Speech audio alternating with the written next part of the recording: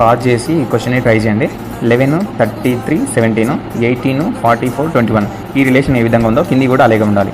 ఒకసారి పాజ్ చేసి ట్రై చేయండి. ట్రై చేసిన తర్వాత మళ్ళీ వీడియో చూడండి. ఒకసారి నేను ఎక్స్ప్లెయిన్ చేస్తున్నాను చూడండి. సో ఈ 11కి 33కి 17కి ఏ విధంగా ఉందా అన్న కానీ తెలుస్తుంది చూడండి. ఫస్ట్ 11 × 3 33 ఓకేనా. సో ఆ 3 దేనికి అంటే 11 + 3 కలిపినా కానీ 17 వస్తలేదు.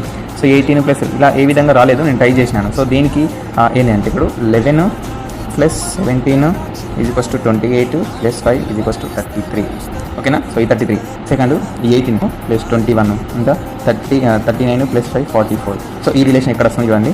సో ఇది 7 + 9 = 16 + 5 వస్తుందా, వస్తలేదు, ఎందుకంటే 21 వస్తుంది, ఇది కాదు. 12 + 18 = 30 + 5 = 35 వస్తుంది, 40 ఉంది, ఇక్కడ కాదు. 16 + 22 = 38 + 5 = 43. ఇదే ఆన్సర్.